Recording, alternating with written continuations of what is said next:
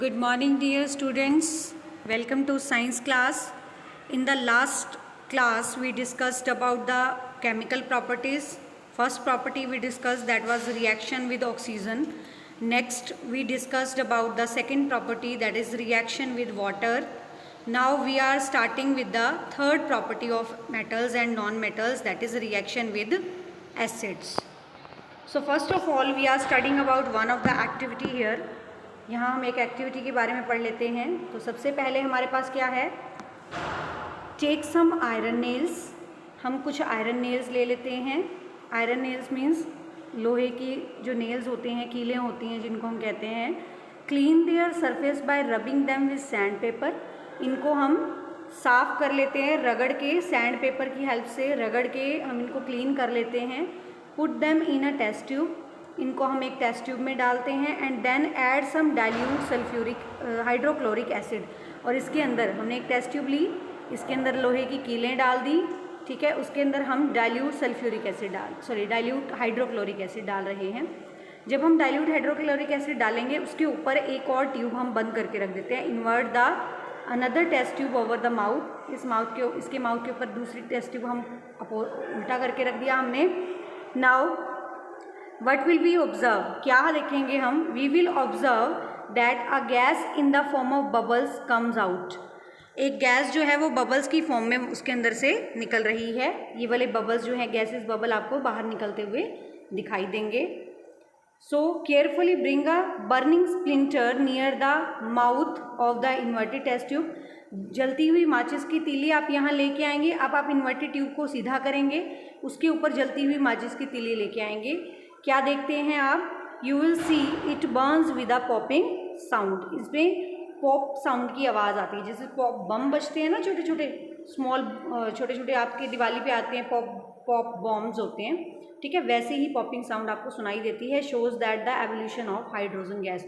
और ये हमें किस चीज़ का टेस्ट बताता है, it tells about the hydrogen gas is evolving out. यानी हाइड्रोजन गैस उसके अंदर से बाहर निकल रही है.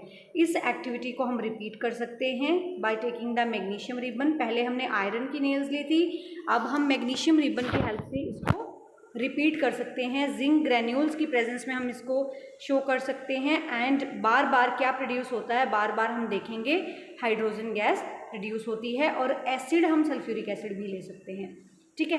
तो इस चीज़ से हमें क्या पता चलता है, what do we compare the observation, हमें क्या पता चलता है, that hydrogen gas is evolved और hydrogen gas is released as per the following reaction.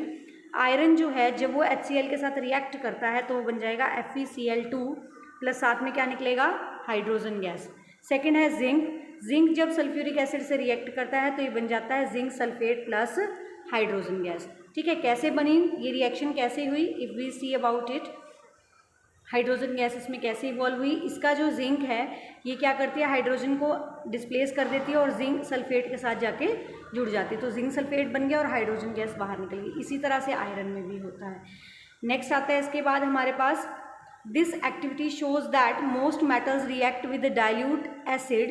इस एक्टिविटी से हमें पता चलता है, क्या पता चलता है हमें, कि जो मोस्ट मेटल्स हैं वो सारी क्या करती हैं, these react with the dilute acids to liberate hydrogen gas and metal salt. और इससे हाइड्रोजन गैस और मेटल सॉल्ट बनते हैं. So some metals like copper lead do not react with dilute hydrochloric acid. ये क्वेश्चन बहुत important है कि copper और लेड जो हैं वो डाइल्यूट हाइड्रोक्लोरिक एसिड से रिएक्ट क्यों नहीं करते, लेकिन सल्फ्यूरिक एसिड से रिएक्ट करते हैं, नाइट्रिक एसिड से रिएक्ट करते हैं, बट हाइड्रोजन जो है वो लिबरेट नहीं करते, ठीक है. तो कॉपर मेटल जो है, लेड जो है वो डाइल्यूट हाइड्रोक्लोरिक एसिड से रिएक्ट नहीं करती है. सल्फ्यूरिक एसिड और नाइट्रिक एसिड से रिएक्ट तो करती है बट हाइड्रोजन गैस इवॉल्व नहीं करती. और मेटल्स जो हमारे पास है, गोल्ड, प्लैटिनम, ये दो मेटल्स हैं जो आपकी डाइल्यूट एसिड के साथ रिएक्ट ही नहीं करती. Very important question again, name any two metals which do not react with dilute acids. तो हो जाएगी gold and platinum. Name two metals which do not react with dilute hydrochloric acid. तो आ जाएगा कॉपर एंड लेड. और name the metal which do not produce hydrogen gas when reacts with sulphuric acid and nitric acid. तो यहाँ पे क्या आ जाएगा, again we will discuss, that is copper and lead. These gases, these metals do not react with nitric acid or sulfuric acid. Clear? Next उसके बाद हमारे पास है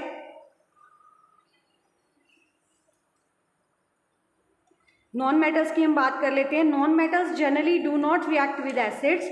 नॉन मेटल्स जो हैं वो एसिड के साथ रिएक्ट नहीं करती हैं. Some non metals like sulphur and phosphorus react with hot concentrated sulphuric acid. जो सल्फर और फॉस्फोरस नॉन मेटल्स हैं ये क्या करती हैं, ये सल्फर और फॉस्फोरस जो है नॉर्मल एसिड के साथ ये रिएक्ट नहीं करती, डाइल्यूट एसिड के साथ ये रिएक्ट नहीं करती, but they react with the concentrated sulphuric acid और concentrated nitric acid. Concentrated nitric acid के साथ रिएक्ट करके this produces the hydrogen gas. Clear? Next हम डिस्कस करते हैं about, do you know, certain food stuffs like citrus fruits, curd, pickle, turmeric contain acids. बहुत सारे food stuff जो आप घर पे खाते हैं जैसे सिट्रस फ्रूट्स हैं, orange, lemon, these are the citrus fruits, curd, pickles, turmeric, इमली बोलते हैं जिसे हम. नेक्स्ट उसके बाद दीज कंटेन द एसिड्स. इन सब में क्या प्रेजेंट होता है, एसिड प्रेजेंट होता है. But these should not be stored in the utensils made up of iron, copper, aluminium. इनको हम मेटल्स के बर्तन में स्टोर नहीं कर सकते हैं. क्यों? कौन कौन सी मेटल के बर्तन में, किसी भी, आयरन है, कॉपर है, एल्यूमिनियम है, इनमें से किसी भी मेटल के अंदर हम इन फूड आइटम्स को स्टोर नहीं कर सकते. क्यों नहीं कर सकते? What is the reason behind this? Because these foodstuffs react with metal and form compounds which may be toxic. क्योंकि ये जो एसिड्स हैं, एसिड कंटेनिंग सब्सटेंसेस हैं, these react with the metal and they produce the hydrogen gas and some of the toxic substances which may be harmful for our body, जो हमारी body के लिए बहुत हार्मफुल हो सकते हैं. नेक्स्ट है इसके बाद हमारे पास reaction with alkalis. Reaction with alkalis में एल्कलीज क्या होते हैं? फर्स्ट ऑफ ऑल ये आपने 7th स्टैंडर्ड में भी पढ़ा था. Alkalis are the bases which are soluble in water. Alkali वो बेस होते हैं जो पानी में आसानी से घुल जाते हैं. They are known as alkalis. So most of the metals do not react with alkalis. जितनी ज़्यादातर मेटल्स जो होती हैं वो एल्कली के साथ रिएक्ट नहीं करती. Aluminium, zinc however can react with sodium hydroxide और पोटेशियम हाइड्रोक्साइड. बट जो आपकी एल्यूमिनियम है, जिंक है, these come under the reactivity series. हमने कल रिएक्टिविटी सीरीज करी थी. सबसे पहले हमने किया था पोटेशियम, फिर हमने किया था सोडियम, उसके बाद हमने किया था कैल्शियम, फिर मैग्नीशियम, एल्यूमिनियम, ये सब हमने किया था. और हमने देखा था कि रिएक्टिविटी ऑर्डर में ये सारी रिएक्टिव मेटल्स हैं. तो रिएक्टिव मेटल्स होने की वजह से जो ये मेटल्स हैं, ये जिंक और एल्यूमिनियम मेटल्स हैं, these react with the sodium hydroxide and potassium hydroxide. ये सोडियम हाइड्रोक्साइड और पोटेशियम हाइड्रोक्साइड से रिएक्ट करती हैं. बाकी मेटल्स जो हैं वो रिएक्ट नहीं करती एल्कलीज के साथ. इसके पीछे क्या रीज़न है? बिकॉज ऑफ एल्कलीज जो मेटल्स हैं they form the basic oxide. तो बेस के साथ इजीली रिएक्ट नहीं करता. दैट इज़ वाई यहाँ पे बेसिकली हम करेंगे कि जो ये मेटल्स हैं लाइक एल्यूमिनियम एंड जिंक, ये सोडियम हाइड्रोक्साइड और पोटेशियम हाइड्रोक्साइड के साथ रिएक्ट करके क्या प्रोड्यूस करती है? These produce the hydrogen gas. और इनकी डिटेल आप पढ़ेंगे in the 10th standard. Next है इसके बाद हमारे पास रिएक्टिविटी ऑफ मेटल्स. ये थोड़ा सा हमने पहले डिस्कस किया था. रिएक्टिविटी क्या होती है? किसी भी सब्सटेंस के साथ रिएक्ट करने की tendency, that is known as reactivity. So how will we define it? The tendency of an element to react with other substances to form compound is the indicator of its reactivity. Reactivity means एक ऐसी tendency जिसकी वजह से कोई substance किसी दूसरे substance के साथ रिएक्ट कर रहा है और मेटल्स दूसरे सब्सटेंस के साथ इजीली रिएक्ट कर जाती हैं. That is known as reactivity. So more the tendency of an element to form compound, जितनी ज़्यादा टेंडेंसी एलिमेंट की कंपाउंड बनाने की होगी उतनी ही ज़्यादा इसकी क्या होती है? रिएक्टिविटी होती है.